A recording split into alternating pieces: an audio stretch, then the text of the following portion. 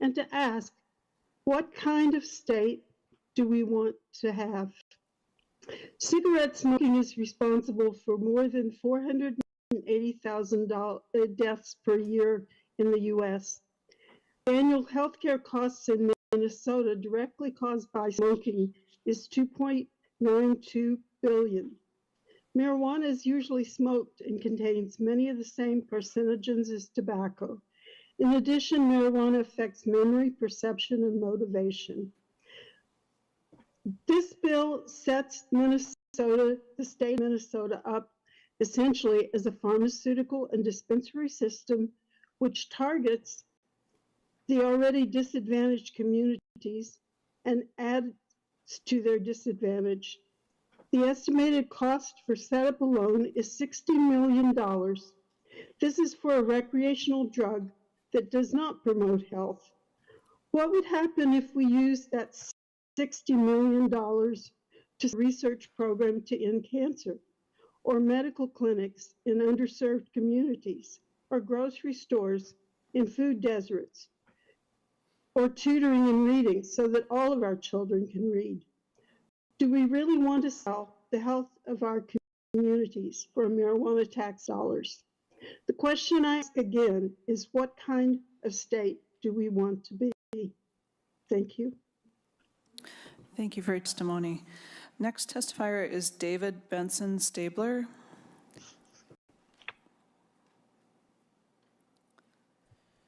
Thank you very much. I'm speaking as a lobbyist for SAVE, a Minnesota organization, and a association, the Minnesota Anti-Narcotic and Anti-Addictive Drug Coalition. Lobbyist for both. When Colorado legalized recreational marijuana, it was supposed to be an experiment in the American laboratory of 50 democracies. Other states were supposed to observe and note the results. What we see is 4 times more use of THC quantity, adjusted for population growth, and no detriment to the illicit trade in cannabis. In California, the illicit trade is clearly ballooned. The California representatives associated with their cannabis board estimate that illegal sales are still 80% of the industry in California as of 2019. The theory that there is an end of prohibition benefit is clearly not supported by facts.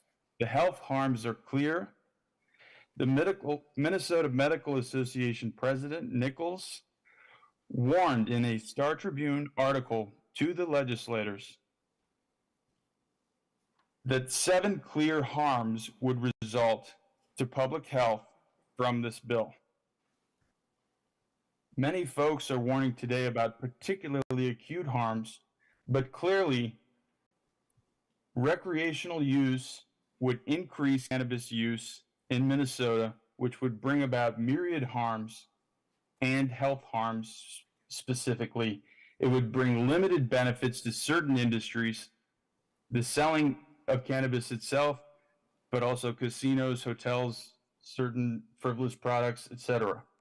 There clearly is a health harm that would be caused by this legislative act. The regulatory framework is infeasible. I appreciate that Senator Port acknowledged that there is a risk that they are realizing that of this infeasibility. Thank you very much. Thank you for your testimony. And last testifier on Zoom is Ken Winters. Thank you. Chair and members of the Senate committee, thank you for allowing me to testify in opposition to Cannabis Bill SF-73. I am Ken Winters, a longstanding drug abuse researcher with 25 years of it, while a behavioralist and professor in the medical school at the University of Minnesota. I co-founded Smart Approaches to Marijuana Minnesota, which is the state affiliate to the national group. I am very knowledgeable about the research and science of cannabis use and health. I understand at least one survey showed that more than 50% of Minnesotans favor legalizing cannabis for commercial sales.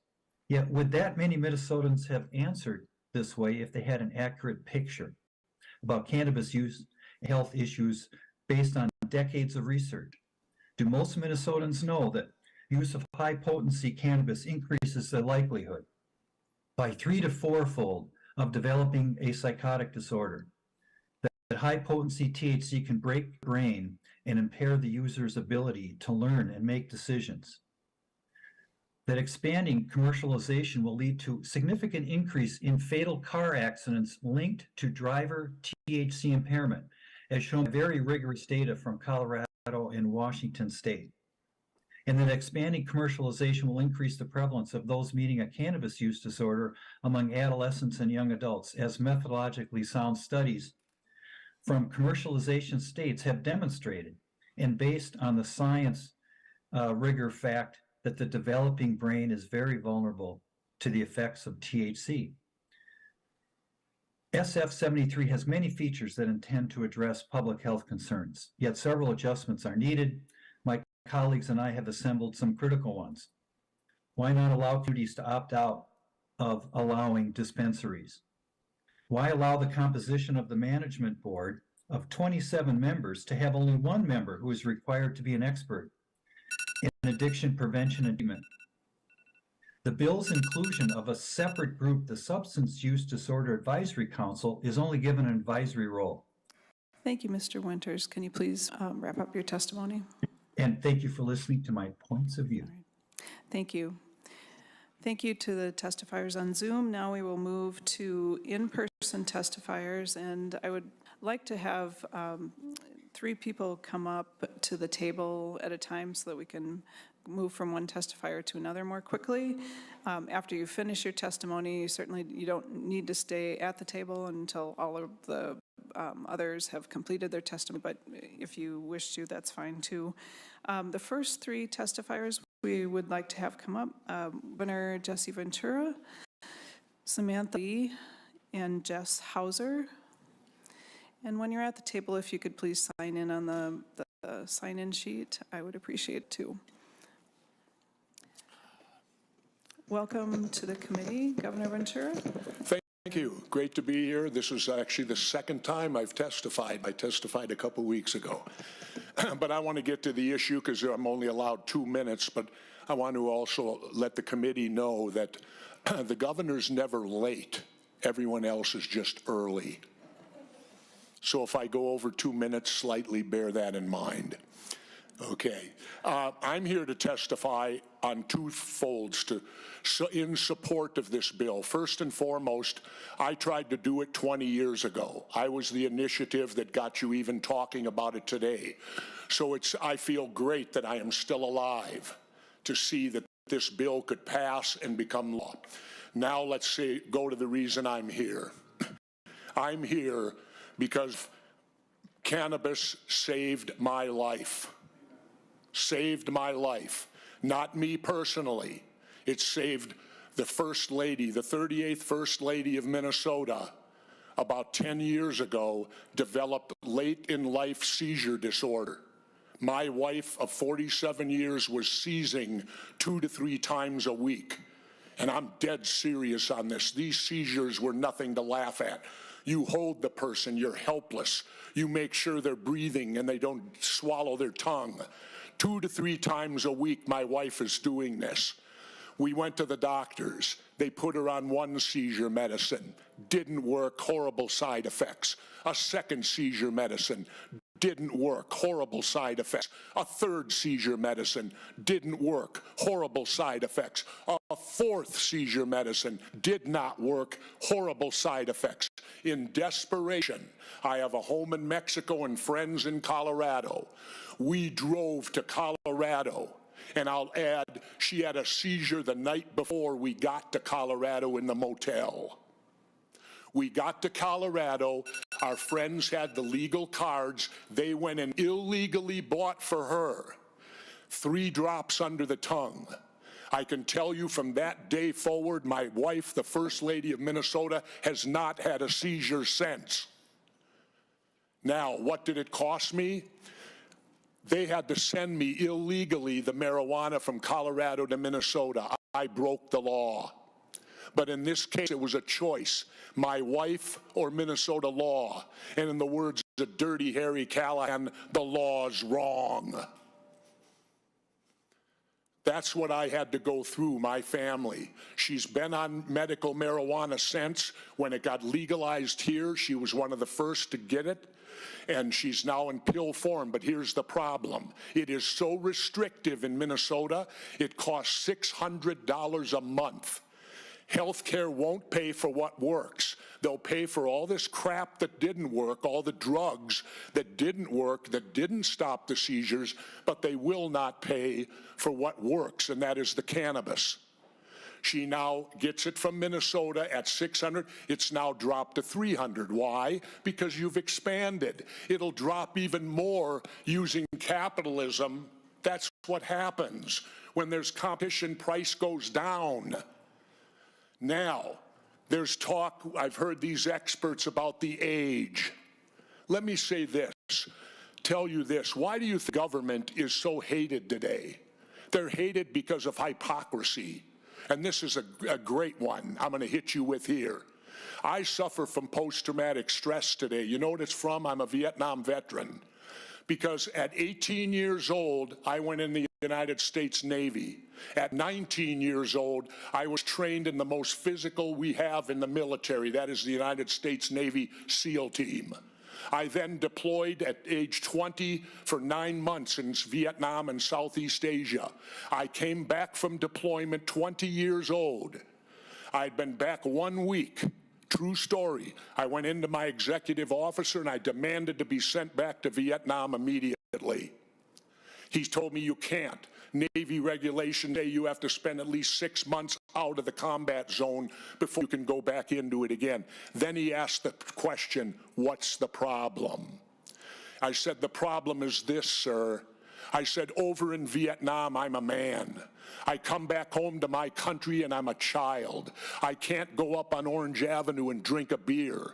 I can't even vote for who sent me to Vietnam, because this was 1971 and it was a 21-year age voting rule then. So I'm a child sent to war. Isn't that child abuse? Our country, you're acknowledging, and you got these experts, oh, marijuana, they can use it at age 25. Well, my news for you is this. If you're old enough to go kill for your country or potentially die for your country, you're old enough to smoke a joint. I hope that sets in this double standard that we have here on age. Pick an age of adulthood. And if you're old enough to die for your country or go to war for your country, you're sure as hell old enough to be granted the privileges of an adult, and it still exists today, this hypocrisy goes on today. You're talking about an age limit of 21 or 25, yet you can go kill for your country at 18, can't you? Isn't that child abuse then? If we're not adults, we're children. I can get nothing worse other than sexual abuse than sending a child to war. And that's what happened to me. I got sent to war, and then my own country called me a child when I came home. I remember I looked at my executive officer and said, sir, I'm not a child anymore. I'm a man, and I wish my country would treat me as such. After all, they sent me there, didn't they? Thank you. Thank you very much for your testimony, Governor. Next, we will hear from Samantha C. Lee. Good morning, Madam Chair, members of the committee. My name is Samantha Lee. I'm a pharmacist and a clinical toxicologist, and I'm currently the director of the Minnesota Poison Control System, located within Hennepin Healthcare System. For the past 51 years, the Minnesota Poison Control System has served all Minnesotans by providing free, confidential, and professional medical information and advice over the phone through our poison helpline, 1-800-222-1222. I brought a stack of magnets for everyone to take with them. Our calls are answered 24/7, 365 by specially trained pharmacists who are nationally certified poison specialists. And Minnesota residents and healthcare providers call the Poison Center for a wide range of advice on wide range of exposures from medications, cleaners, plants, and more. And we help provide safe management of exposures at home with follow-ups or sets that need to go in, which we can keep over 90% of homes calls from unnecessary visits to a medical facilities to save time, money, and resources. We also provide education outreach to schools, first responders, firefighters, and we provide trainings for medical and pharmacy trainees. The Poison Center serves as a real-time surveillance system for the state on acute poisoning exposures. We have seen a significant increase in cannabis-related exposures over the past few years. As you can see in Figure 1 of the packet, calls related to edible cannabis exposures increased by more than 400% from 2020 to 2022, especially in the young children, with a quarter of those edibles in kids 5 and under. For kids who get into cannabis, we're worried about extreme sedation and slowing of breathing, which may result in hospitalization for these kids. We anticipate this trend will continue to increase based on observations from other states who have legalized cannabis, as you can see on Figure 3. We are closely connected to all poison centers across the country, and we have been learning from states that have gone before us. The Minnesota Poison Control System recommends additional funding for increased staffing due to call volume and also for future cannabis exposures as it becomes widely available. Funding will help with prevention education for outreach healthcare providers and also for texting online messaging for those who do not want to call to obtain help more discreetly. Thank you for the opportunity to speak to you today. The Minnesota Poison Control System is here to serve the needs of all Minnesotans. Thank you very much for your testimony. Now, Jess Hauser, please state your name and go ahead. My name is Zika Hauser, and I am a resident of Woodbury, Minnesota, and a member of the board for Sensible Change Minnesota. Thank you, first of all, to all the lawmakers, patients, caregivers, consumers, and folks working really hard to improve cannabis laws in Minnesota. My son Wyatt was the first patient registered with Minnesota's medical cannabis program. He's 10 years old and participated in the program for 7 years. Cannabis was an important part of his treatment for a rare form of epilepsy called Lennox-Gastaut syndrome. I was really moved by your testimony about your wife, Governor. It kind of got me right here. We left the program when we were able to transition him to Epidiolex, a cannabis medication that is covered by our health insurance, which is really rare, and it only covers patients with two rare types of epilepsy. Access to the Minnesota Medical Cannabis Program helped improve his quality of life and is a safe and effective option for children with seizures and many other medical conditions. While I'm very supportive of SF73 for a variety of reasons, I want to ensure that children who are currently medical cannabis patients continue to have access to high-quality cannabis products, and that it is easier for families to choose and access medical cannabis as a treatment for pediatric patients in the future. It's a beneficial treatment option for everything from autism to epilepsy to chronic pain and more, not only for adults, but also for kids. Having reliable cannabis-based therapy is an important option as it's a treatment with a low profile of side effects and may be more readily available when we see pharmaceutical shortages as we have in the past year. To help ensure the voice of pediatric patients are represented in this new law, as this new law moves forward, please ensure that a parent or caregiver of a pediatric patient is included in the advisory board to the, to the Office of Cannabis Management. There needs to be a clear legal path to access for patients that are under 21. Thank you very much. Thank you. Thank you all for your testimony. I'd just like to add one other thing I forgot. Governor? I've used cannabis and I've used alcohol, and I want to assure you, my behavior is 10 times worse on alcohol than it ever was on cannabis. I only recall 2 bad decisions I made on cannabis. I went and saw Jimi Hendrix, and I went and saw Janis Joplin. Thank you. Thank you for joining us today, and thanks for your testimony. Next, I would like to call up Kayla Fearing, Randy Bax, and Amber Shimpa.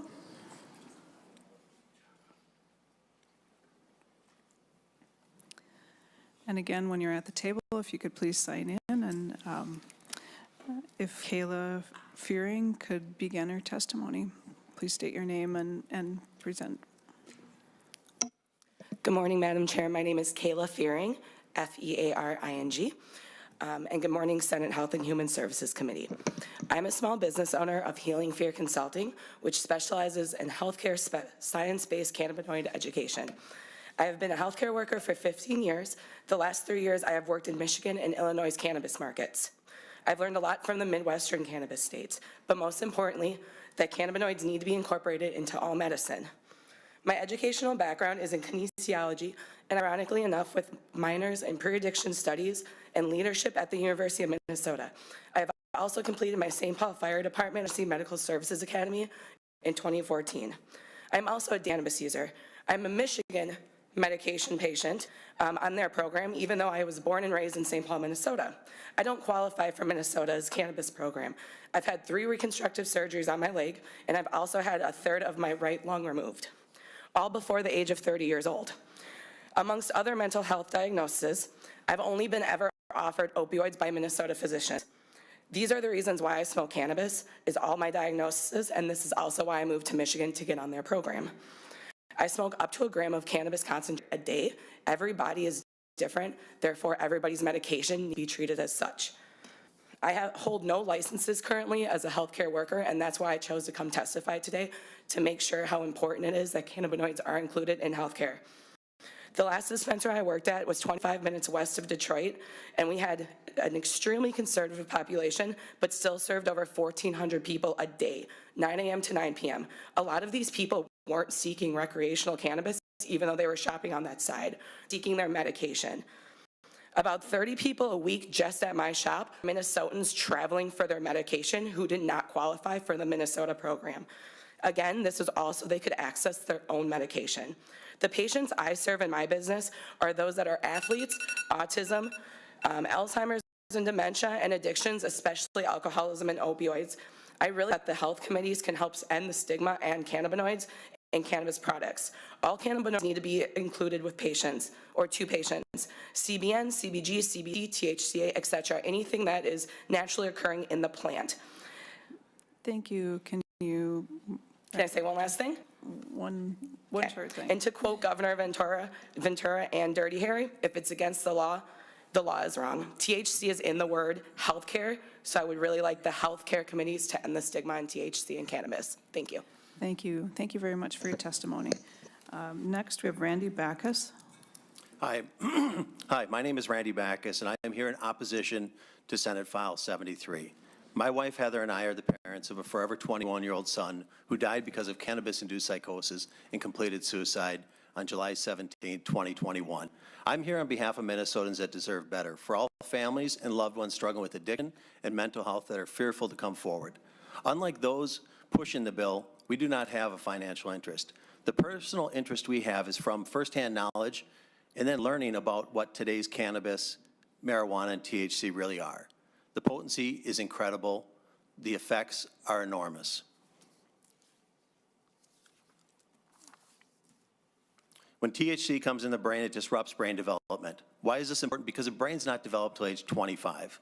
It's scientifically proven the high potency THC damages the developing brain, causing anxiety, depression, psychosis, and suicidal ideation in teens and young adults. 3 out of 10 cannabis users develop cannabis use disorder. In 2021, 30.7% of 12th graders reported using cannabis in the past 12 months. 20.6% of them using it in the past month, and 6.3% of them being daily users. Our youth are already struggling. Mental health systems are overwhelmed. Do you want to normalize a psychoactive drug that is addictive, causes anxiety, depression, paranoia, psychosis, and if eventually not stopped, it can lead to cannabis-induced schizophrenia? Is Minnesota prepared for the need and demand for human service that will be needed for legalization? Legalization will make it more accessible as you think legal equals safe. Many will suffer terrible effects of normalization of cannabis. Think about your loved ones. Please use your hearts and your minds and vote with your conscience. We can do better. And one last point, all the people that are here speaking today that I've heard, one resounding thing is medical cannabis. We already have that. Fix the program, expunge the records of the criminals, or have criminal past at this, and move forward, make that marijuana better. We don't need legalization of cannabis. Thank you. Thank you. Thank you for your testimony. And now, Member Shimpa, please state your name for the record and begin. Madam Chair, members, my name is Amber Shimpa, and I'm the CEO of Vireo Health Minnesota, one of the 2 medical cannabis licensees. For the past 8 years, it's been an honor to lead our team while serving over 40,000 Minnesota patients with care and compassion. Although there are positives in this bill, we do believe it falls short. First, the bill would terminate our medical license on July 1 of '24, and it does not offer a reasonable path to protect our current and future patients from disruptions to their care after July 1 of '24. And second, the bill limits growing space for medical cannabis. We currently have more than double the bill's proposed space to meet the needs of our current patient base. And third, the bill bars medical cannabis companies from growing, processing, and dispensing.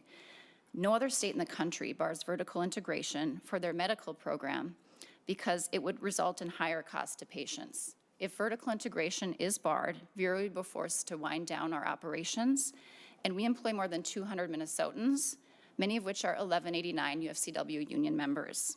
We also believe the bill should establish an adult use program that provides safe, quality tested cannabis at affordable prices to combat the illicit market.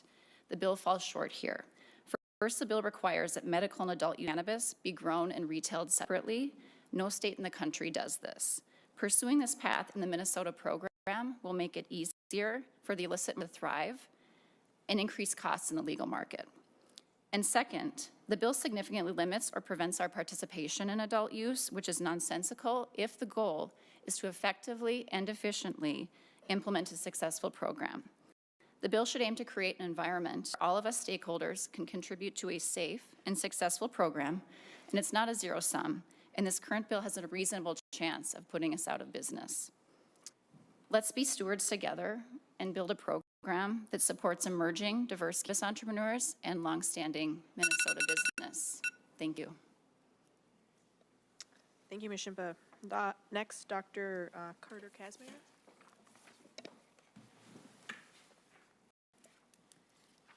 And we'll also call up Stephen Egan and John Hausland-Layden.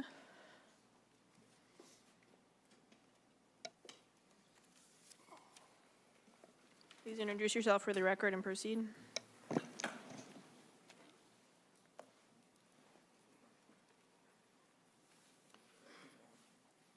Good morning. Let me first thank the members of this committee for their attention to the very important matter of cannabis legalization. My name is Carter Casmer, and I'm a physician specializing in emergency medicine. I've cared for acutely ill and injured patients in some of our region's largest, busiest medical centers, in addition to rural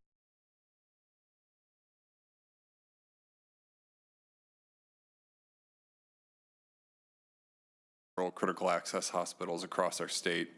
The nature of our work demands that we are experts in recognizing and treating medical emergencies. You may be asking yourself, what do these physicians think of the threat posed to the community by cannabis use? And the short answer is, we don't. We simply don't have time to worry about patients ingesting a plant devoid of any real toxicity. It requires no antidote, and the uncommon instance that an individual's overindulgence drives them to seek medical attention.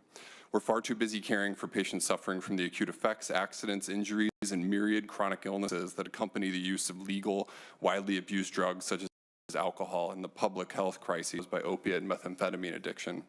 We do, however, worry about the manner in which our most vulnerable patients' health is compromised by barriers to obtaining housing and employment in the form of prior convictions for nonviolent crimes, including possession of cannabis. Consider the many ways the communities you serve, and particularly the minds within them, are harmed by a poorly informed status quo that makes criminals out of thousands of otherwise law-abiding citizens. Is this the future that you envision for our state? Under federal law, cannabis remains classified as Schedule I, equally dangerous as heroin and more dangerous than cocaine, methamphetamine, and prescription opiates and sedatives. The error in this classification is glaring and immediate, and to anyone in the medical community, the credibility of those who believe this to be true is questionable best. Please use this opportunity before you to demonstrate that you will not be swayed by misinformation and that you are capable of instituting the sensible and progressive policies around cannabis legalization that the majority of citizens in our state clearly desire. Cannabis prohibition has failed. What we need are elected officials unafraid of taking bold action to fully legalize cannabis. We need healthcare professionals who possess the requisite knowledge to guide their patients and the public in using cannabis responsibly. And we need citizens to embrace safe use practices, including safe storage of cannabis products away from children. And before you today is one of the vast number of medical professionals who support the full legalization of cannabis in our state. Let us move past fear and ignorance that has defined cannabis prohibition, and let's commence with building a more just, healthy, and prosperous future for all Minnesotans. Thank you. Thank you, Doctor. Mr. Egan? Please introduce yourself. Yep, proceed. Yes, thank you, Madam Chair, members of the committee. John Houselawton, President of the Minnesota Trucking Association, here testifying in opposition to Senate File 73. I want to focus on workforce impacts today. We have a workforce of professional truck drivers who are mandated to be tested per Department of Transportation regulation. And what I can tell you is when people turn positive, the rehabilitation process is real and costly, and it will impact that the Minnesota citizenry, workplace, and government will face. When a person tests positive for any drug, but in this case could be cannabis, the rehabilitation process takes them out of their work, and they are now on their own to go through a rehabilitation process, engaging mental health counselors, medical doctors, and working to get a process in place and completed so that they can test clean so they can get back into their work. The question is what resources will be in place for these workers that will now be facing this, because we know, as we've seen in other states, that when cannabis is legalized, the incidence of positive tests goes up greatly. The trucking industry has lost workers to this. We will lose workers to this, as will every DOT-related mode: air, rail, water, transit, school bus. These are real impacts. One of the questions we ask as you take a look at the financial conversation is, will the fiscal note look at not only the costs, but the indirect costs of the system? We believe that mental health providers, medical doctors, and the systems need more direct funding to address the increased growth of the issues that they will face, that you've heard testified about earlier today. In Colorado, we have seen data that show that for every $1 of taxes collected, the state is spending $4.50 in ancillary expenses system-wide to address the cost and the problem. Our question to you is this: have we really learned the lessons from other jurisdictions? Have we really learned what is the rush to dispute and fight against the data that's out there rather than to synthesize it, sort it together, and do this right? What is the hurry? Have we really learned the lessons? Thank you. Thank you. And now Stefan Egan, and I apologize if I mispronounced your name. Thank you, Madam Chair and committee. My name is Stefan Egan. I come before favor of the bill. I am a 5-time combat veteran, serving in 3 named operations for the Joint Special Operations Command of the United States Department of Defense. I was injured multiple times during my deployments, shot once and concussed multiple times, resulting in 5 traumatic brain injuries that left essentially 6 open lesions on my brain. I went through the process of retiring out of the military and receiving the standard VA concoction of pills that resulted in me receiving 4,500 opiate pills annually, which comes down to 12.5 individual pills per day of opiates, ranging from extended release to immediate release opiates. During that time, as you can imagine, I developed an insane dependency on these pills, which then led to intravenous addiction and all this other crazy whirlwind of life. From that moment, I moved to Colorado and learned what this plant's capability was, and have since dedicated my life to the science and research of this plant. Now provide a income and a living based off the science, research, and development of cannabinoids and extraction refinement equipment. Had it not been for this plant, I would not be here today. Had it not been for this plant, my brothers and sisters in arms would not be today. That number of 22 veterans per day would be exponentially higher. if other states within our country hadn't provided access to this plant. Yes, we do have a medical program. However, that medical program has priced out countless veterans that are living on a sustained budget, and it's just not accessible to the common folk. Governor Ventura kindly mentioned that his wife was spending $600 per month for pills or tablets presented to them or provided to them by the medical program. That's not to say that other applications or delivery methods are needed for other patients, which gets up to amounts of $4,000 per month, depending on what your delivery requirements are. So I please urge you to consider this bill and provide access to all the patients and people in the state that really need it. Thank you. Thank you. Thank you very much for your testimony. And now I would like to call up Trent and Jane Mayberry, excuse me, and Ray Hicks.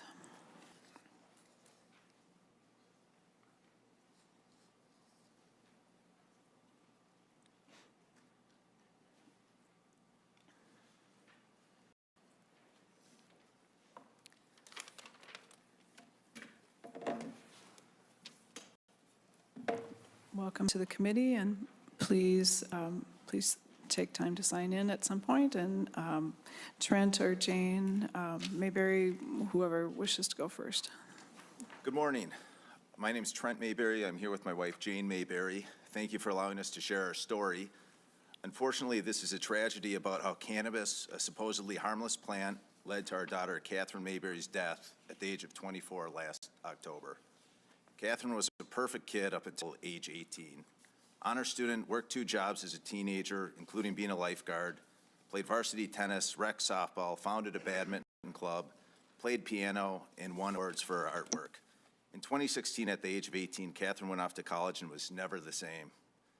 Over a 2-year period, Catherine began regular use of cannabis. She dropped out of college, her personality changed, and she became withdrawn.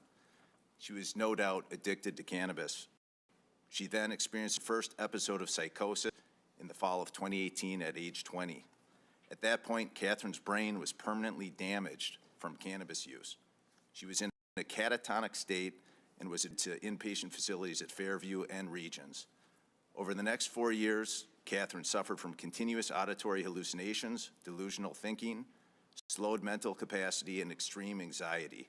Antipsychotics did not help her because they aren't effective at treating cannabis-induced psychosis. She lost all her friends, her prospects for college and career gone. She lived in a 24-hour staff subsidized housing development, and even menial work was too much for her. Yet she continued to use cannabis and began self-medicating with alcohol and harder drugs. In October of last year, Catherine died from an accidental drug overdose of meth laced with fentanyl. My wife and I saw firsthand how cannabis destroyed our daughter's life. Permanent psychosis is worse than death. You all have to realize that. Please add the following guardrails to your bill. 1, require package warnings that inform the consumer cannabis use may cause psychosis, which may be permanent. 2, require an age restriction of 25. And 3, require a THC potency cap. Again, thank you for allowing us to share Catherine's story. Thank you for sharing. Ms. Mayberry, did you wish to testify as well? No? Okay. Thank you for sharing your story. I'm sorry for your loss. Now, Ray Hicks, please state your name for the record and begin. I'm Ray Hicks. I'm a parent. This is a picture of my family 21 years ago. Jay was 3.5 years old. Kyle was 2.5. They were both special needs children that we adopted from South Korea. On the back of this same thing is a picture of Jay's grave marker. Cannabis played a significant role in his death. Jay had mental health issues that worsened as he grew. He suffered from borderline personality disorder. We sought much help for him, yet it got worse in middle school. His cannabis use increased then. Mental health episodes became frequent and intense. Academic performance declined sharply. Self-medicating is common to people suffering mental disorders. Jay turned to cannabis for this purpose. The effects on him were devastating. Cannabis harms brain development even into the 20s and has serious effects on mental health. Cannabis didn't help Jay's problems. It led him to deadlier substances. On June 3rd, 2019, he also had an accident at age 21 from something laced with fentanyl. Cannabis is not safe for human consumption, as some claim. It may relieve some symptoms briefly, but it worsens many conditions dramatically. It damages brains, especially among our young. It greatly increases the chance a person will turn to more dangerous substance abuse. This bill legitimizes non-medical adult use of cannabis. It makes cannabis more attractive to our children and young people. It will lead more people to use it. Even restricted to age 21 and up, it will be in more homes where some children will get access to it. I appeal to common sense and concern for people, especially our youth, asking you to stop this bill. Making it law will increase related deaths and grief. If we are adults, we should act like it. Kill this bill, not people. Thank you for your testimony, and I'm also very sorry for your loss. Next, we have Dr. Jacob Merman, Leanne White, and Jerry Rouser, if you could come forward.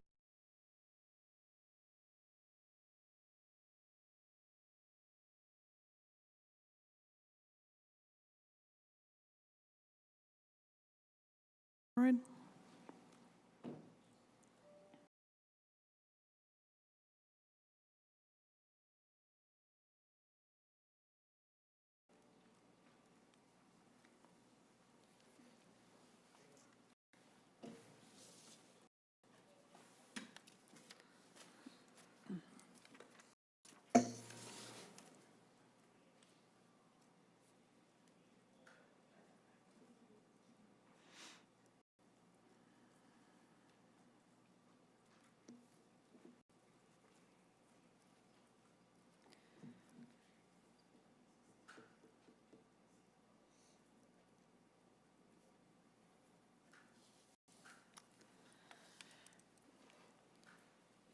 Welcome to the committee, and please state your name for the record and begin your testimony. Madam Chair, members of the committee, my name is Dr. Jacob Merman. I am a medical director of Life Medical in St. Louis Park, Minnesota. I'm here to testify in favor of the File 73 bill. I support adult use legalization because of all the drugs available for people's entertainment, both legal or not. Cannabis appears to be the safest. It's much safer than alcohol and tobacco, not even speaking of cocaine and opioids. Nonetheless, as a physician, I don't generally support using any drugs for fun, including cannabis. I certify patients for medical cannabis. I've certified around 4,000 people since 2015. I see most everybody in follow-ups, and the results of treatment are very good. Side effects are rare and usually very mild. The majority of my cases are with chronic pain, PTSD, and sleep apnea, but all other qualifying conditions are also represented. Pain is relieved in most cases of chronic pain. I actually believe cannabis to be the safest pain drug of all, including all over-the-counter medications like Tylenol and Advil. Cannabis also appears to be as effective as or more effective than opioids, with none of the opioid side effects and danger to life. Many of my patients have been able to get off opioids with the help of medical cannabis. This is one of the most useful drugs I know. It helps in many different conditions. It helps people sleep better, relieves anxiety, and improve people's lives when used medically. One of the most surprising results for me was in kids with autistic disorders who improve remarkably on medical cannabis, including much better ability to learn and perform in school. For this reason, we must make sure a medical cannabis program is preserved. In my experience, for the program to work for patients, proper medical oversight is required. The pharmacists at the cannabis dispensaries do this. There are many cannabis products and patients respond to them in different ways. Individualized approach is very important for good outcome of treatment. Thank you, Dr. Merman. If you could wrap up So your... we need to preserve basically the pharmacists at the dispensaries, and we are worried that this bill may actually make it impossible. So we need the money available for the pharmacists to actually do their work. Thank you. Thank you very much for your testimony. Leanne White, please state your name and begin your testimony. Sure. Madam Chair, members And of the committee, Can you talk a little closer to the microphone, Sure. please? Thank you. Sure. Yeah. Members of the committee, Madam Chair, my name is Leanne White. I live in Northeast Minneapolis. I'm here to testify about Senate File 73, and I wanted to ask that the state's medical cannabis program continue. I am a patient of Life Medical. I've been successfully treated for severe PTSD and mast cell activation syndrome. In 2011, I was bit by a tick while camping. I ended up with late-stage Lyme and languished untreated in the medical community that was supposed to help heal me, and suffered severe side effects by not being treated. I have constant pain. My pain levels without cannabis are about a 7. I use cannabis every day. I use high amounts of cannabis. I medicate before I get on my bike to exercise for 20 miles in the summertime every day. Before that, I was using a handicap parking pass so I get in and out of my car to get my kids to school. My concern is that without safeguards put in place to ensure that the medical cannabis program continues in some capacity, that the people who it was created to help support will be left out in the cold. These are people that have been in the minority but are growing. This is a chronic illness community that doesn't have the mental capacity or extra energy to go around on the internet and try and do their own research to construct some sort of effective program to care for themselves, because the medical community will not. So I ask that you continue to support the medical cannabis program, the medical one. Thank you. Thank you very much for your testimony. Is Jerry Rouser present? Okay, not seeing him. Jason Tarasek, and I apologize if I got your last name incorrectly there. Linda Stanton and Glenn McElfresh.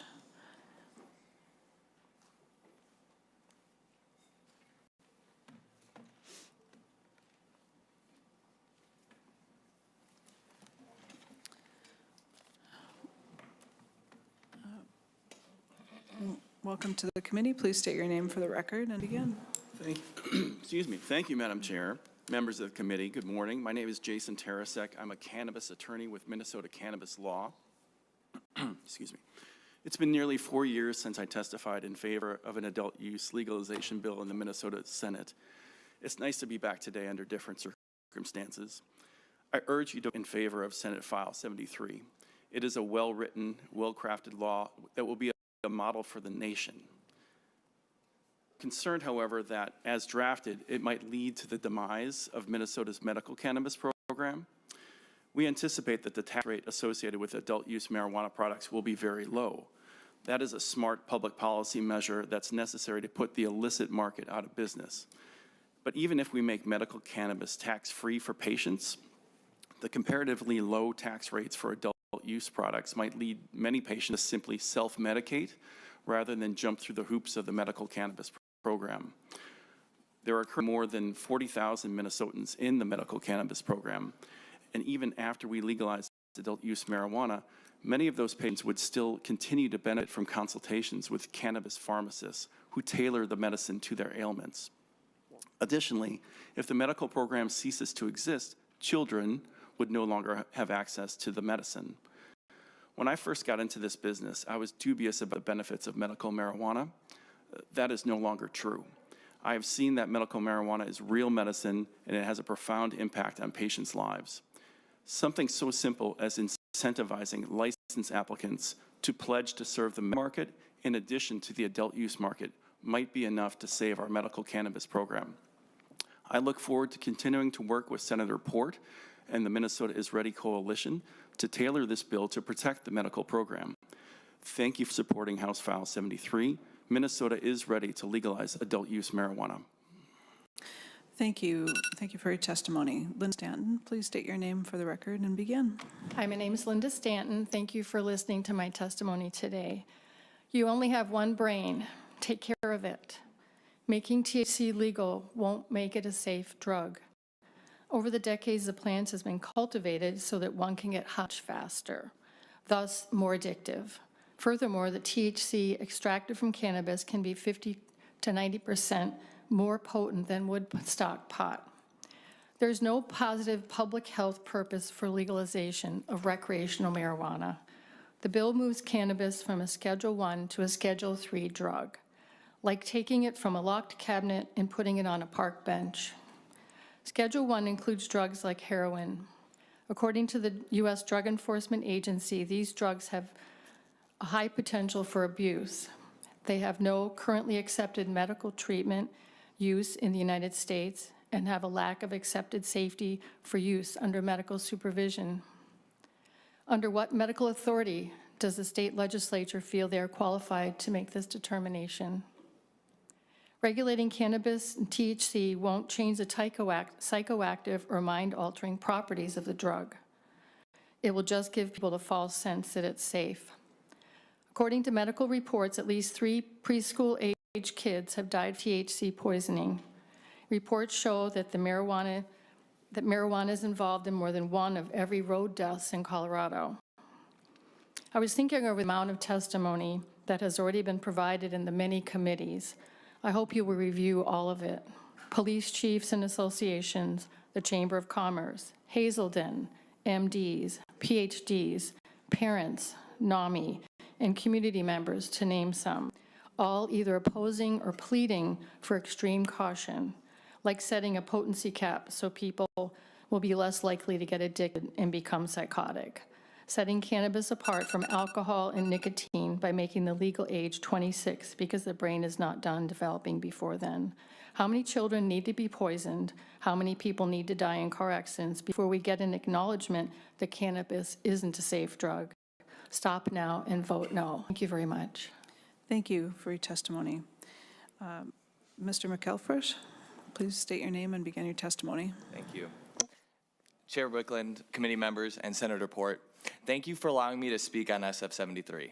My name is Glenn McElfresh, and I'm co-founder of Plift, a hemp-derived beverage company. It's also an honor to testify alongside Ventura.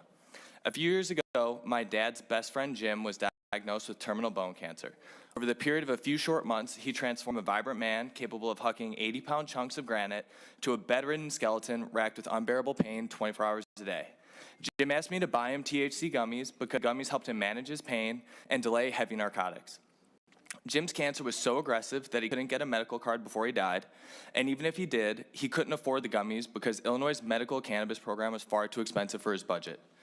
I spent $500 on gummies and Rick Simpson oil to help Jim delay hospice for no more than a few weeks. Last time I saw Jim, he thanked me for the gummies. If the current version of SF73 passes, it would make life harder for Minnesotans like Jim, who need cannabinoids to manage symptoms of chronic and acute ailments but don't have the time or can't afford the outrageously high prices charged by Minnesota's 2 medical marijuana manufacturers. Hemp-derived cannabinoids are a godsend for lower and middle-income Minnesotans, especially Minnesotans of color. If the current version of SF73 passes, it will kill the hemp-derived cannabinoid market until the adult use market is established. The relevant language is subtle and could be easily overlooked, but it's there at 22.26, 27.24, and 221.3 of the fourth engrossment. If the version of SF73 passes, nearly every single hemp-derived product on the shelves today will be illegal by the end of 2023, and you better believe there will be an outcry of Minnesotans asking you, their senators, where their relief went, when it is coming back, and why you took it away. In my prior testimony, I've relied on my cannabis industry and cannabis application writing expertise to identify issues the untrained eye might overlook. I would like to use this testimony to offer solutions. This bill must regulate hemp and marijuana separately, issue an unlimited number of licenses in every category, and only then will it be the best adult use marijuana bill in the United States. The mission of the Minnesota Department of Public Health is to protect, preserve, and improve the health of all Minnesotans. With this in mind, preserving Minnesotans' access to hemp-derived cannabinoids is public health policy. Thank you all for the opportunity to testify today, and I'm happy to answer any questions you might have. Thank you. Thank you for your testimonial. The last two testifiers, we have Tom Evenstead and Stephanie Mulrooney.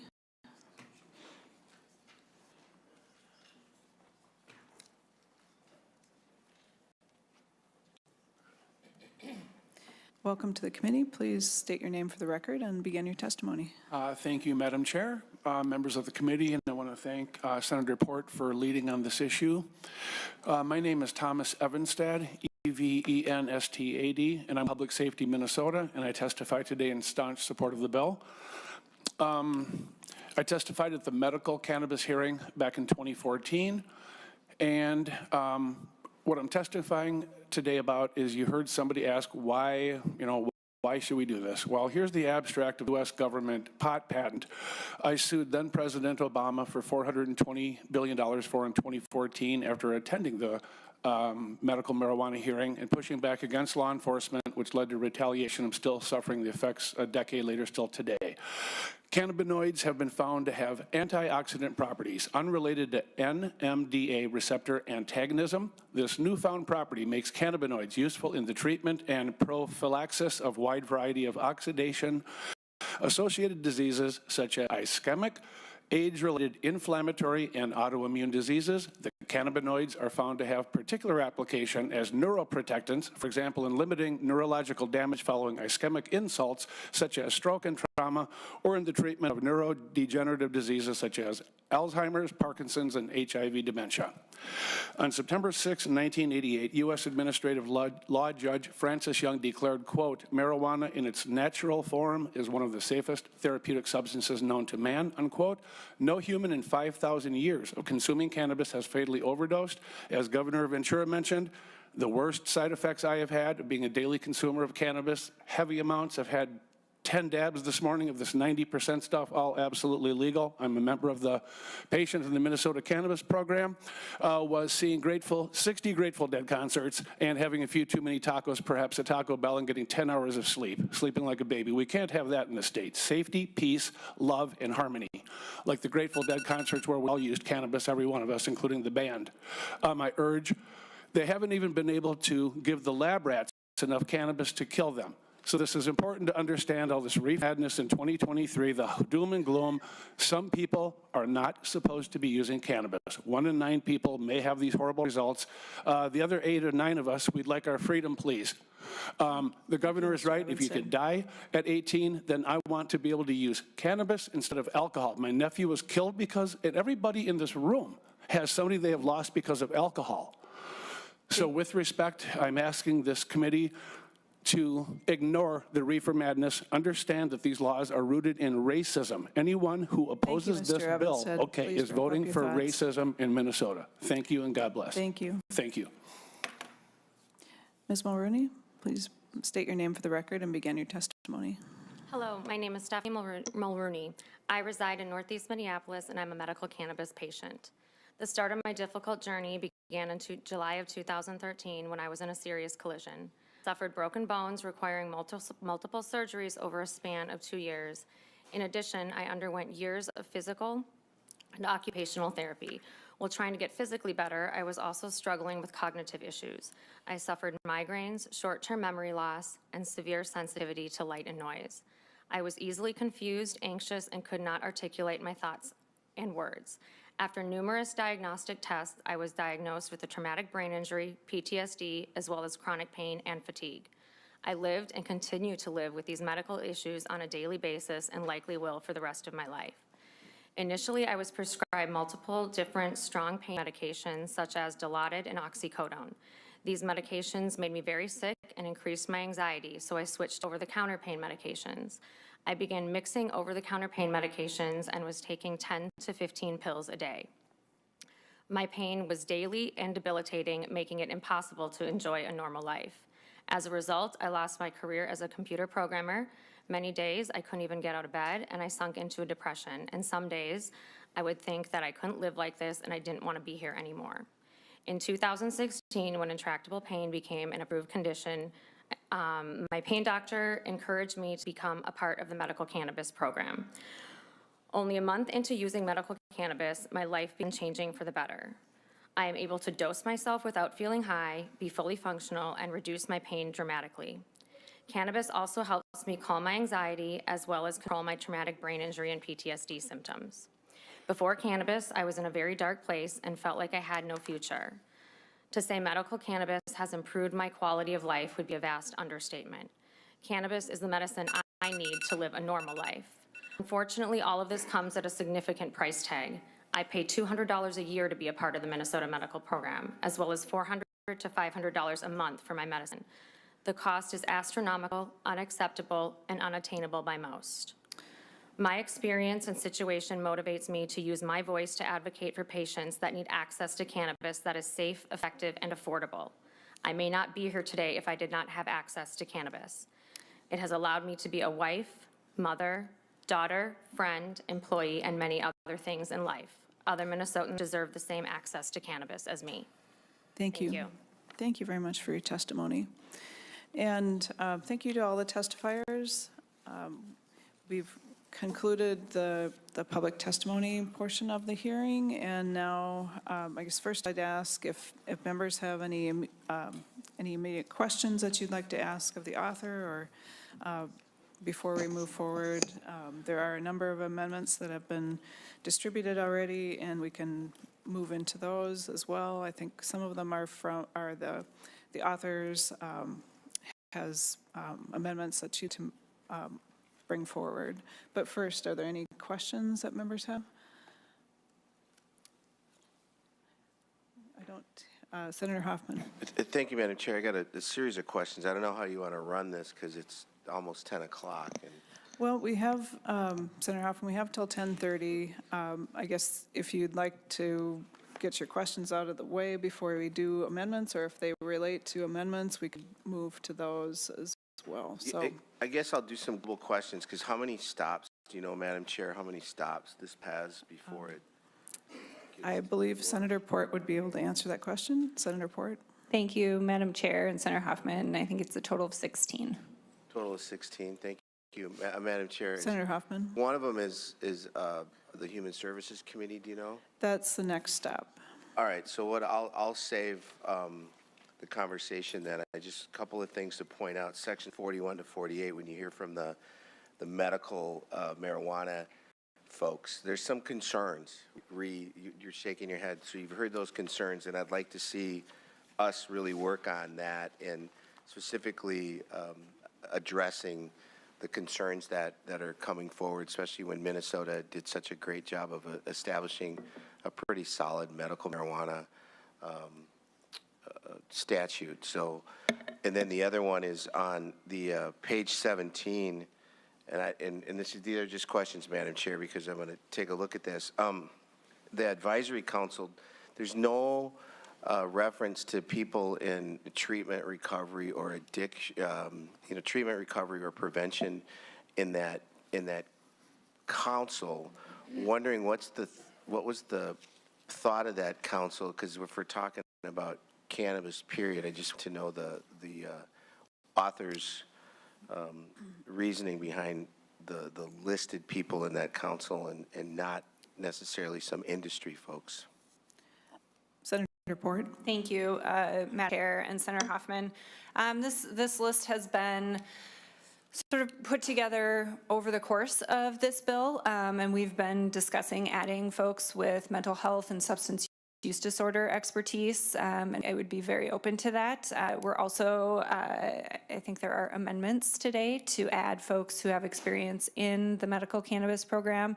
The goal of the advisory council is really to have folks who have experience in all of the different areas that will touch this. So I agree with you that the substance use disorder, both education, prevention, treatment, and recovery is a needed piece on that council. Madam Chair, as a follow-up. Senator Hoffman. We established the Director of Addiction and Opioid. That's a global person that was appointed, but Jeremy Drucker is his name. The governor, that's a position I think it would probably bode well for us to consider either somebody or the newly developed office that he has, just as it's looking at it, because that's a direct link to the governor on a policy pertaining to the three things I just highlighted. So I appreciate your willingness to look forward on that. I look forward to your stop in Human Services. Thank you, Madam Chair.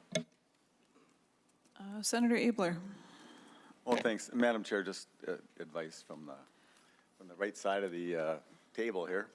And maybe that's symbolic too, I don't know. But anyway, so it'd be we do the amendments in person compared to the Zoom thing tomorrow. So for my comments, I'm happy to interweave them with 4 amendments that I have. And so if the author wants to do hers, I think that would be just advice. I think that would make sense. Yeah, it would be a little easier. We're dealing with papers, and it would be easier to go through the amendments. Are your amendments ones that have been passed out? So that, okay.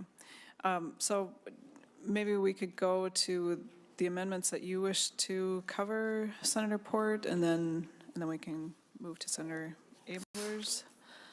Sure, Madam Chair. If we can start with the A58.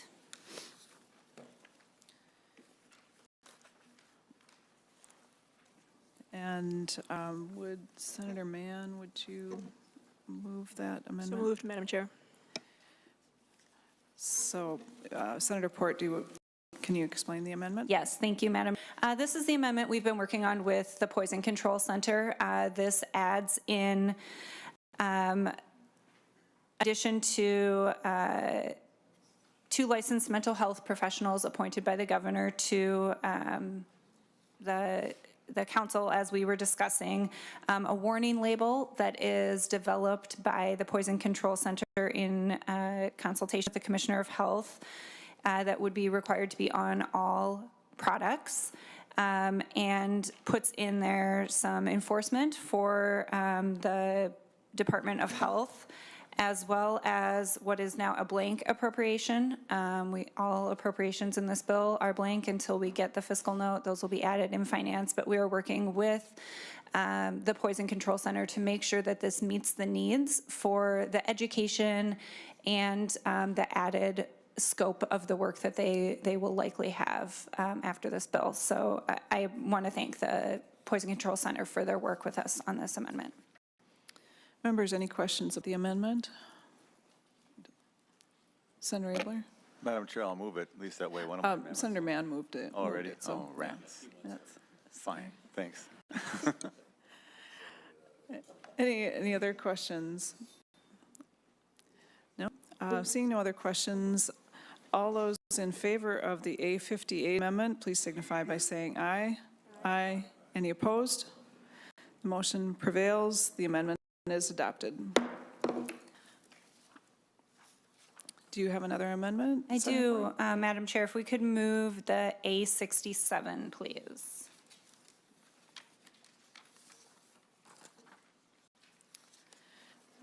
Senator Mann moves the A67 amendment. Senator Port, can you describe the amendment, Yes, please? thank you, Madam Chair. This is the most complicated one, so I'll start here and go sort of as quickly as possible. This removes some restrictions that were currently on the COLE program. If you had a terminal illness or cancer, you were required to meet other additional sort of restrictions on it. You had to have intractable pain to a certain level. You had to meet certain levels before you were eligible for the medical cannabis program. This removes some of those restrictions. So if you have cancer, you will be able to access the medical cannabis program.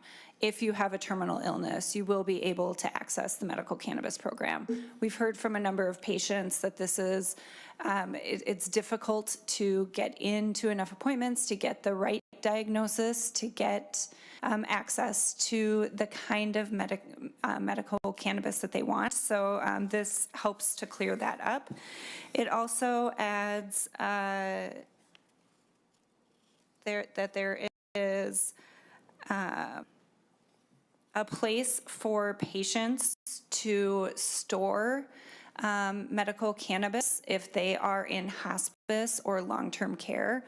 We heard from some of the testifiers today that if you are moved into hospice or long-term care, sometimes the medical cannabis that you have been on is what has been allowing you to communicate with your family while managing pain. Once you are moved to opioids, it's sometimes much more difficult to maintain relationships with your family, to stay conscious at that level of pain, and this allows folks to live a fuller life. However, when they're moved into hospice or long-term care, there are currently allowable restrictions that are able to be put in place, including not requiring those places to have a place to store the medical cannabis.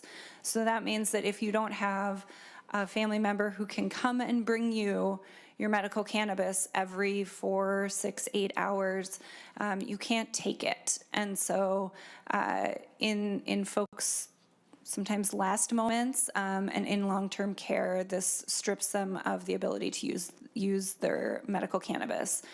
The way that we've changed this is based on a California law called Ryan's Law that helped to sort of bridge this gap. We're willing to still work through any concerns that hospitals, long-term care clinics, or hospices might have with this language, though we haven't received any to this point. But this gets in the bill the address to that concern, and we will be happy to continue to work on that.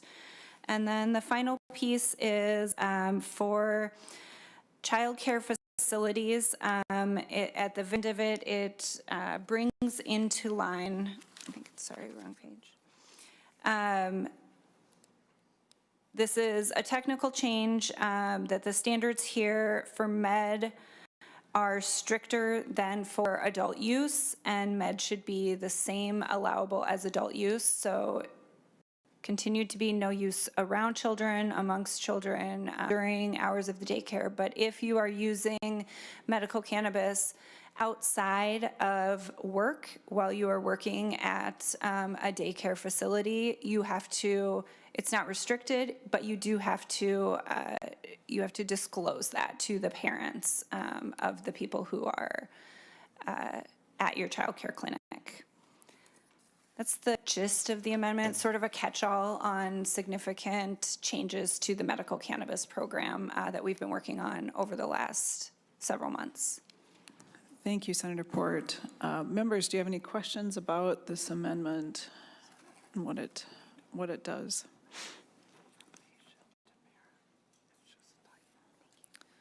Madam Chair. Senator Port.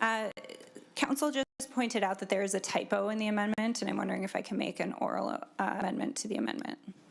Yes, we can do that. Mr. Monahan, are you going to help us with that, or who will help us with that? Madam Chair, I can help, but I need a copy of it.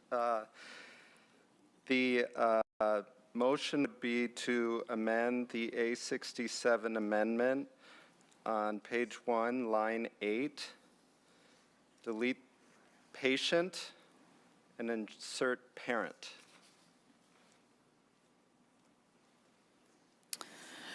Senator Port, is that, okay. It does, Members, yes. Any questions about that oral amendment to the amendment? Okay, seeing none.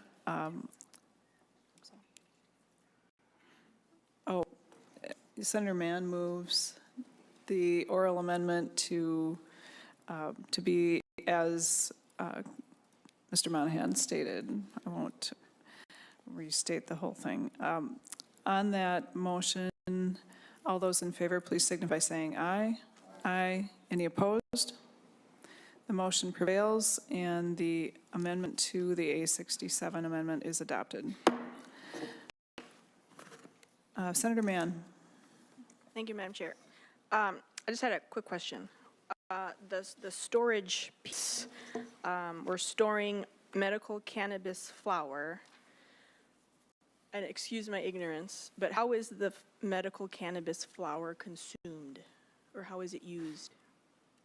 Senator Port. Thank you, Madam Chair. Flower is typically smoked or combusted in some way.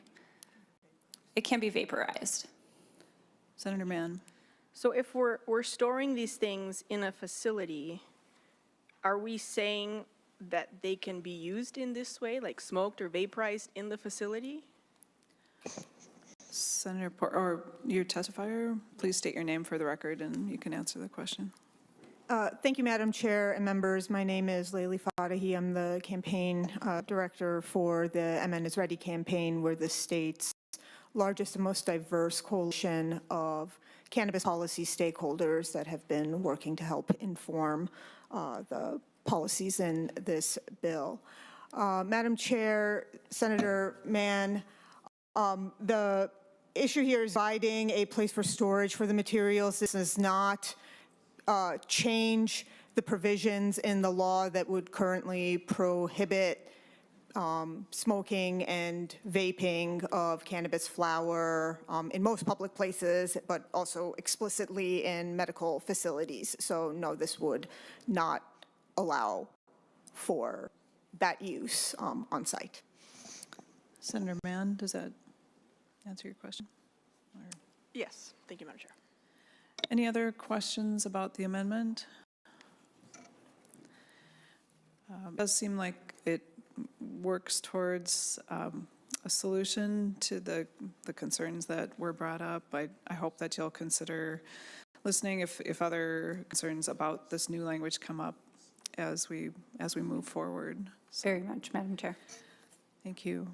Okay, we'll move to a vote on the A67 amendment as amended. All those in favor, please signify by saying aye. Aye. Any opposed? The motion does prevail, and the A67 amendment as amended is adopted. Do you have another amendment? Yes, Madam Chair, the A68. Senator Mann moves the A68 amendment. Senator Port, can you tell us about the amendment, please? Yes, thank you, Madam Chair. Looking for the right committee to move this in since the bill was introduced inadvertently in the first draft of this bill. Artificially and synthetic were switched. The definitions were switched. So this flips all of the instances of those words back to the correct definition. Members, do you have any questions about this amendment? Seeing none, we will move to a vote on the amendment. All in favor of the A68 amendment, please signify by saying aye. Aye. Any opposed? The amendment is adopted. Do you have another amendment, Senator Port? I do. The A60, please.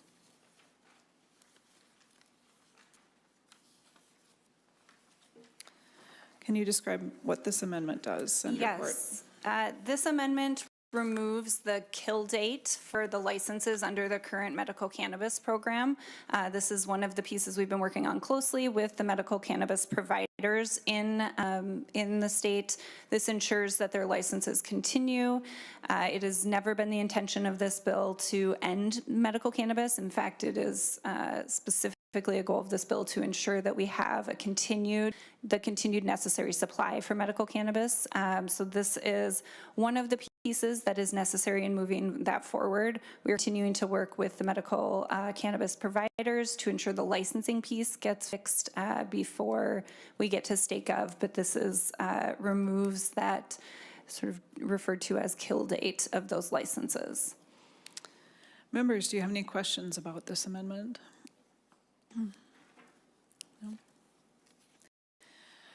No? Seeing no questions on Senator Mann's motion on the A60 amendment, all those in favor, please signify by saying aye. Aye. Any opposed? The motion prevails and the amendment is adopted. Another amendment? I have two more. Okay. A59. Senator Mann moves the A59 amendment. Can you describe the amendment, please, Senator Yes, Ford? in a portion of this bill, there is a thing called a cannabis event organizer, which is a specific kind of license that can organize events where cannabis is served, whether through edibles or potentially an area that would have to be not visible from the front-facing street where smoking or vaping could occur. This clarifies in the language, which was always our intent, that it must still follow the Clean Indoor Air Act. It cannot be inside a place where, smoking is prohibited. It ensures that that has to follow that piece. It was always intended, but not specifically called out. So this adds that language in. Thank you. Members, do you have any questions? Senator Atke? Thank you, Madam Chair. And Senator Port, starting on 1.5 of your amendment, and it addresses, prohibits the statutory or home rule charter city or county from enacting or enforcing more stringent. Is that also used in other parts of this bill? That statement or that clause? Senator Port? Thank you, Madam Chair. I believe it is in a couple of other places. There are things that local jurisdictions can do around restricting where smoking specifically can occur. And we give them sort of those provisions, which is what exists here. So they're able to strengthen what already exists under smoking regulations in our state. Senator Atke? Thank you, Madam Chair. And so this would allow a city, county, et cetera, to enforce smoking rules. It would just be under the heading smoking versus cannabis, right? So if they wanted no smoking in an area of town, they'd still be able to do that. Senator Port? That's correct. Thank you. Any other questions about this amendment? I appreciate your bringing this amendment forward. I had some concerns. I wanted to make sure that if cities have gone forward with additional strengthening of the Clean Indoor Air Act, as you mentioned, Senator, they might have a rule about parks or something that they've already have in place regarding smoking. And I want to make sure that for events, if this type of event is set up in a place that smoking would not be permitted. So I appreciate you bringing this forward. On the A59 amendment, members, all those in favor, please signify by saying aye. Aye. Any opposed? The motion prevails and the A59 amendment is adopted. And Senator Port? Thank you, Madam Chair. My last one is the A69. Senator Port, can you describe what the A69 amendment does? Yes, Senator Mann moves the A69. Thank you. Thank you, Madam Chair. Senator Hoffman and I have been working on this amendment together. This ensures that prevention, treatment, and recovery are all a portion of the work that the Substance Use Advisory Council works on, and that this bill helps to study and fund various initiatives for. So I thank Senator Hoffman for his work on it. This is piece one of what I imagine we will take up in your committee next week. Any questions, members, on this amendment?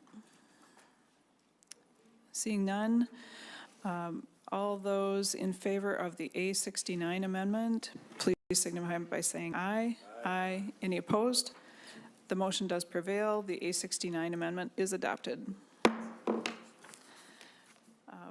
And you have no further amendments? That's all I've got, Madam Chair. Senator Abler, can you? Well, thank you, and I appreciate the consideration of doing these today. And I don't have any long speeches about any amendment, but I do have a few comments to the bill, and then I'll move into amendments. And I did send them down just so you could have a chance to look at them, and I'll discuss the amendments later. Can you hear me? I just stepped out to go to the fetal alcohol group, and there's some just tragic stories about fetal alcohol that are just would make you want to grieve. And so every year I've gone at least a bunch of times, and stories about, you know, damages to the kids that the mothers didn't even know was an issue. Just unrelated, and they gave me this cool shirt so I can remember that alcohol is bad for babies. Turns out that cannabis is bad for babies. According to the Substance Abuse and Mental Health Services Administration, SAMHSA, there's some significant ill effects. Just so people know that we're setting up for. I'm not a supporter of the bill. I respect the author's ability to bring this forward. I don't know if it passes or not. I pray it doesn't.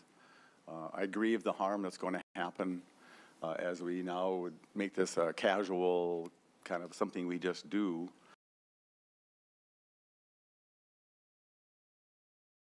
And I'll discuss that in a bit later. But in terms of the baby, this is from SAMHSA. This isn't from me. It's fetal growth restrictions, like it doesn't, like the low birth weight, a greater risk of stillbirth, preterm birth, which is before 37 weeks, and long-term brain development issues affecting memory, learning, and behavior.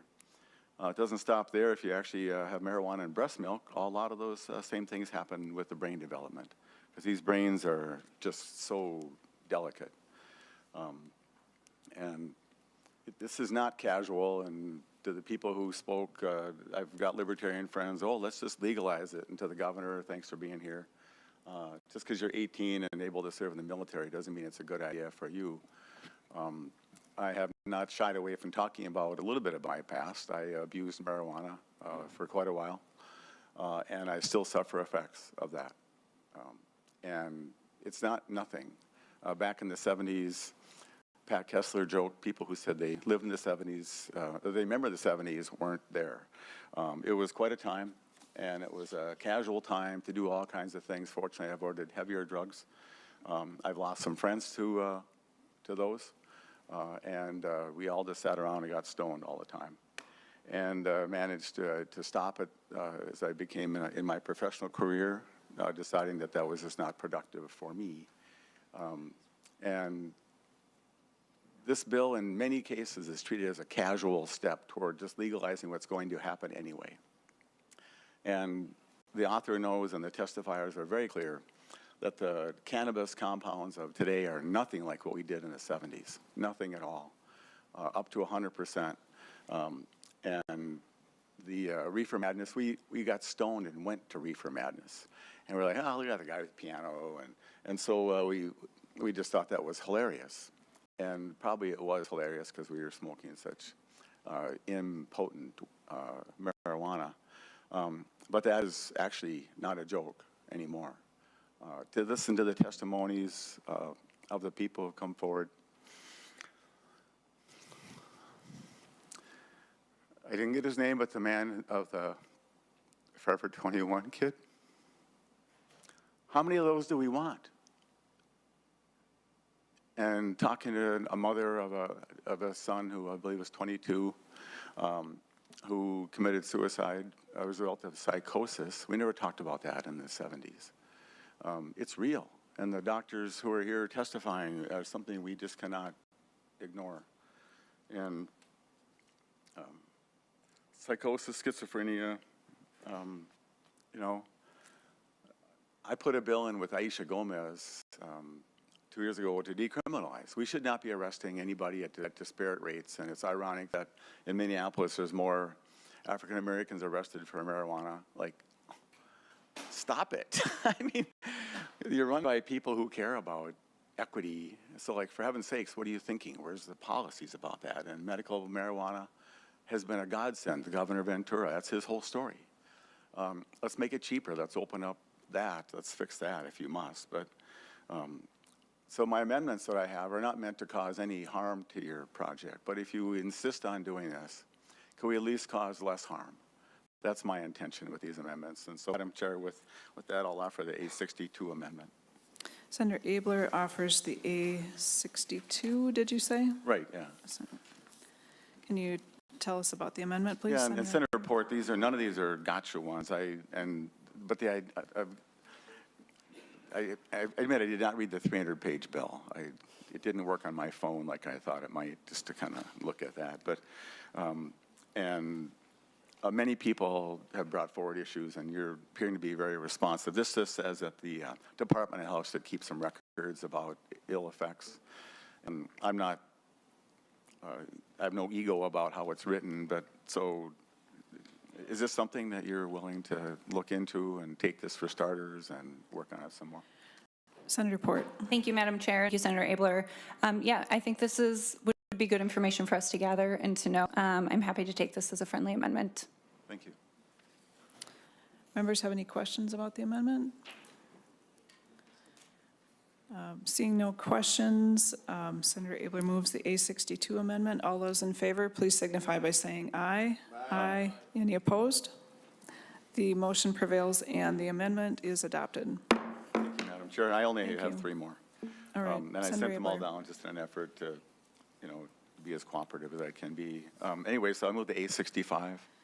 Senator Abler moves the A65 amendment. Can you describe it, please?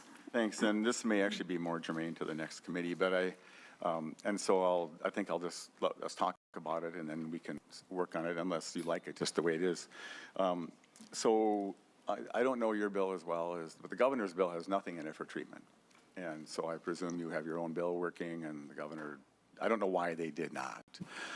Given the testimony, you're going to need quite a bit of treatment. So I conjured up the number that 20% of the money should go to treatment. And so I have no idea if this is the right number, but it should be a lot. And so, Senator Port, I'd be happy to hear your thinking on the general topic and specifically, if you like. Senator Port. Thank you, Madam Chair and Senator Abler. I agree with you that this is a conversation we should continue to have. I would ask not to move it today with the 20%. I'd like to continue to have a conversation. We've been very careful not to put specific sort of earmark specific pieces for things. I'm willing to talk about that and also decide if it should be a direct appropriation instead of a percentage, so that we make sure we have the money up front and not waiting for the program to build over time. But I would be happy to talk with you about this and work with you on it before Human Services. But at this time, I would ask for a no. Senator Hoffman. Thank you, Madam Chair, and thank you, Senator Port. This is a question, Senator Abler. I would offer an oral amendment that or we could bring it to the next committee. We need to have when you're talking about treatment and prevention, you got to make sure recovery. It's the trifecta of the world. So, talking to the author from the other body, who happens to be your representative. They're still waiting. There's some other things in this bill. There's appropriations. He doesn't know what kind of dollar amounts are there, but he's made it very clear to me that that they're going to absolutely put a number in, and I guess you and I can help frame what that number looks like, or a percentage. It all depends upon what a fiscal note, and I think Senator Port's point is well taken, and I know there's some other notifications of dollar amounts in here, but that shouldn't be in this bill. It should be, or the dollar amount should be in this bill. It should be once they figure out what the fiscal note is. But if we go forward with this, if you want to do it now, then I would offer an oral amendment, or if you want to just keep the conversation a trifecta and a triadic conversation, we'd be good with that, Senator Abler. So, Senator Abler. Senator Radke, have a... Oh, Senator Radke, did you? Go ahead. Yeah, thank you, Madam Chair. And a comment on the conversations related to this amendment. And if we're going to talk more about it in Human Services, wonderful, because 20% I feel is way too small. My amendment would be all of the income, because I have researched, yeah, I mean, do the research of other states. I sat out in Colorado in a meeting this summer, and they were talking about the revenue that came in, and it wasn't enough to cover the problems that we're going to run into. So, you know, we heard in testimony here earlier today, for every dollar in, 4 or so out. The numbers I'm hearing, and my research is years old, on Colorado, but for every dollar in, it was 10 to 11 out. That's why I'm saying all, because it's going to be a serious expenditure to the state, and I want to make sure we're prepared if this does go through. So we can continue that conversation when we hit the next committee. Thanks, and Madam Chair, and Senator Senator Abler. Report, and I think we can still get through the other two amendments before we have to get done. So it's my intention to withdraw it then, but I just want to caution you, Senator Report, as the author, there's a program called the North Star Gambling Alliance, is that what it's called? They get a percentage of the lottery. It's too small, but they get a percentage. But even at that, they have a hard time getting the money from the department because they just don't even tell them how much it is. So I think you might want to consider a percent because as it grows, you might want to make sure there's enough to keep up. So I'll withdraw that. The next one is the Senator Abler A64. withdraws the A65. Madam Chair, I'll move the A64. Senator Abler moves the A64 amendment. And this adds some more people to the panel. And I'll listen to the Senator Report about, is this the right number of people to add? You already added some of the concerns where there's not enough people, and listening, I think it's not a complete list anyway, but what's your thinking on this one? Senator Report. Thank you, Madam Chair and Senator Abler. I think these are good additions. I'd be happy to take this as a friendly amendment. Thank you. Any questions about the amendment? No? On Senator Abler's motion to move the A64, the motion prevails and the A64 amendment is adopted. Madam Chair, my last. Senator Abler. I'll move the A63. Senator Abler moves the A63 amendment. And so I don't know if you've had this discussion already, Senator Report. I think this is, of all the amendments that you could offer on this, this is probably the most important one. And in talking to my representative, your fellow author across the street, it's complicated. Oh, people will be so confused. You know, you can buy cigarettes when you're 21, but you can smoke them when you're 18. We already have that complication. Drinking, you got the military. You know, the topic is not new to you, but I think this neurological development thing is a big, big deal. And I believe that people would understand, even if we did this amendment, which I hope we do, hope call it friendly, like we're doing pretty well, then people will realize this is not just recreational sport. It is something that's dangerous and it should be used with caution, and you should at least be neurologically developed. So I'm happy to hear your comment. Senator Port. Thank you, Madam Chair. Thank you, Senator Abler. This is a conversation we've been having a lot about.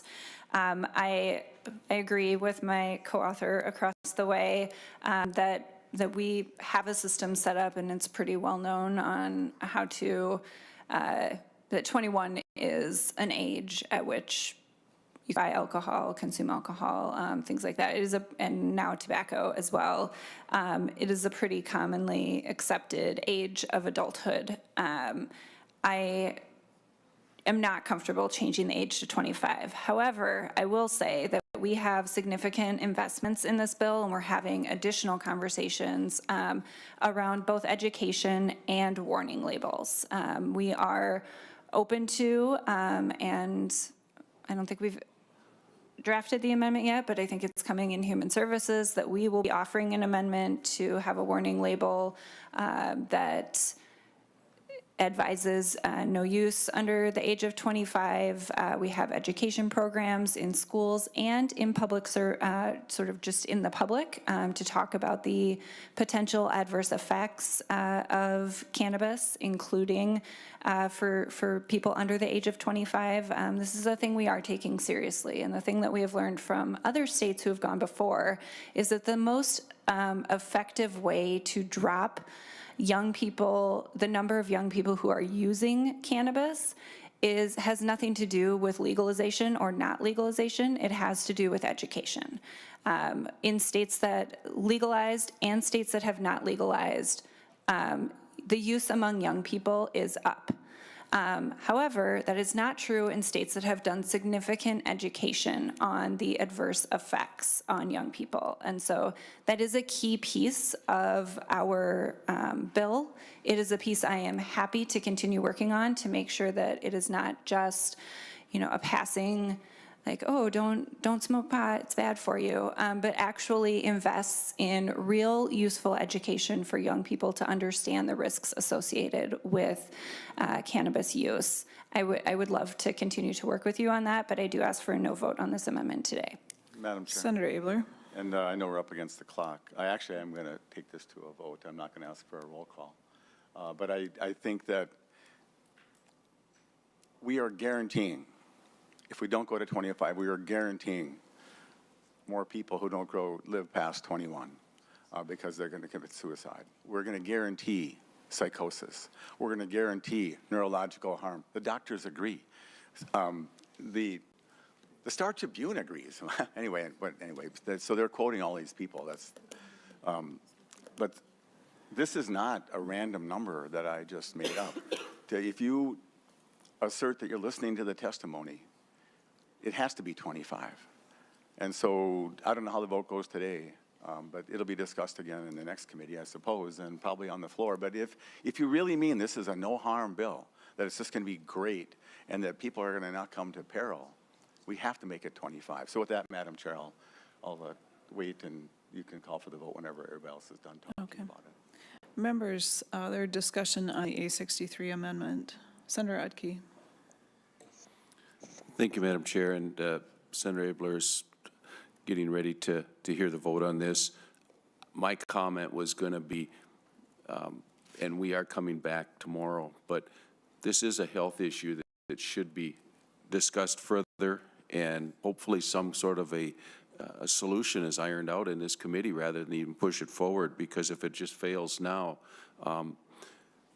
the fact that there's more education or we're putting warning labels on it, I don't think that's stopped anybody from drinking a can of beer that's got the warning labels on it or these other things. Education is important, but yet we've got to be most concerned about the health concerns of people, and that's why I would fully support going to 25. I mean, everything shows us brain development continues up to that age. The whole works falls into place with a 25-year-old, and I would like to see this pass. Thank you. Senator Liskey. Thank you, Madam Chair. I want to express similar things to Senator Key here. Warning labels are great for those that can read and can understand what the warning labels mean. Things that I'm concerned about is no matter how many warning labels we put on things, people don't, A, read them, as Senator Utke already proposed. And the other thing is there are individuals that won't be able to read them, like young children. So warning labels are great for an extent, but in this case, they don't solve all the problems. And so in that case, I do support the idea of trying to protect those that can't be protected by these warning labels. Thanks. Other member comments about the amendment? Senator Port, did you have any other comments you wanted to make?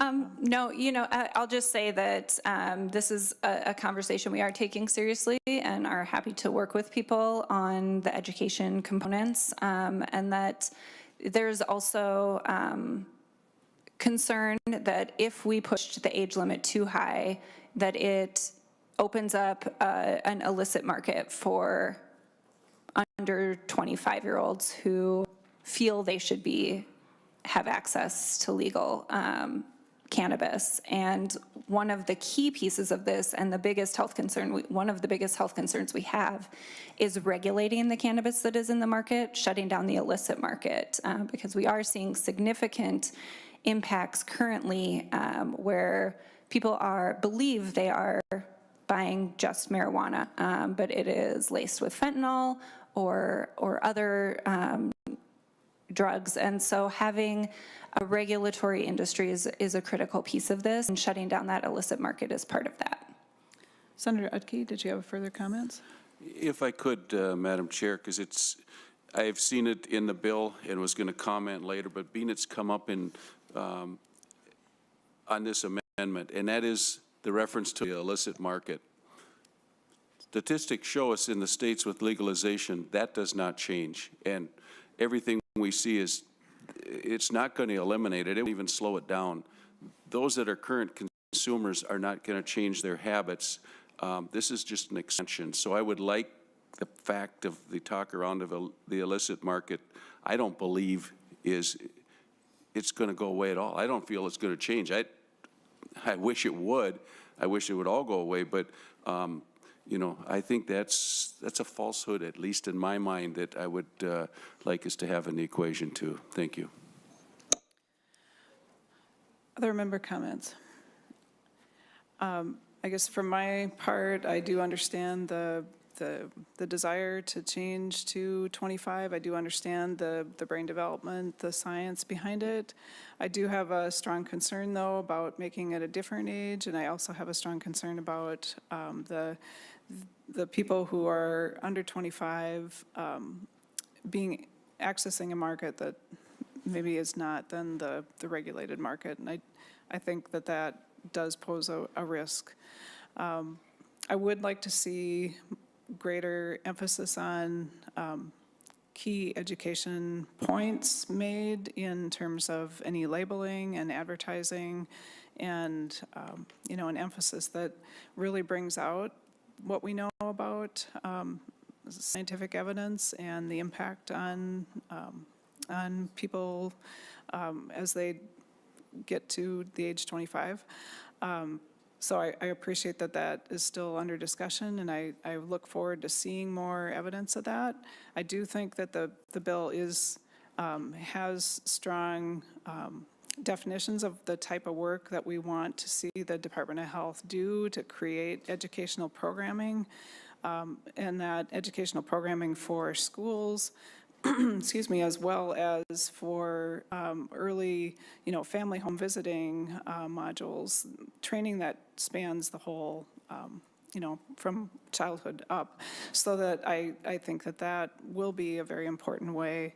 My reading on this, it does kind of support what Senator Port had said about states where educational programming was greatly emphasized, that really was very important to trying to address and reduce the numbers of kids using cannabis. So I expect that should be a really strong part of our implementation plan, and that we look going forward at evidence, you know, what are we seeing after it's implemented. So I will not be supporting this amendment at this time.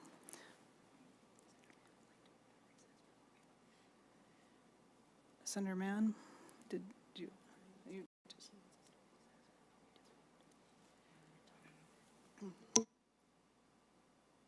Seeing that we're maybe not fully able to discuss this amendment, and you want to take a vote on it, and I want to allow people to be able to make a decision and vote, I'd like to, excuse me, I'd like to either lay the bill over now and take that question up tomorrow, or because we also do need to get to a caucus. So, Senator Abler. I appreciate the discussion this bill has had, and I appreciate math and counting on a committee. And I think that if there's a message that, and I'll withdraw the amendment in a moment, to bring it up again tomorrow if you would prefer that. But I think, Senator Port, this is a big deal. And I think that anybody who's listened to anybody talk, who has any scientific background whatsoever, knows that this amendment is the right one. And I'm not questioning your motives or anything. I'm just saying, please listen, and don't listen to the hallway about, oh, it's going to be clumsy. The illicit market will continue anyway, but this is the state saying, go right ahead. So, Madam Chair, I appreciate the dialogue. Senator Port, thank you. Out of respect for you, I'm not going to demand we vote today. Might win, that'd be interesting. But I think you want to, as you continue to work here, seriously, talk to the man who has the son who passed away. Listen to the mother who had a psychotic son at age 22, who death was almost a relief because of this. So, Madam Chair, with that, I will withdraw the amendment. Senator Abler withdraws the A63 amendment. At this time, I lay the bill over, and seeing no other business before the committee, we are adjourned.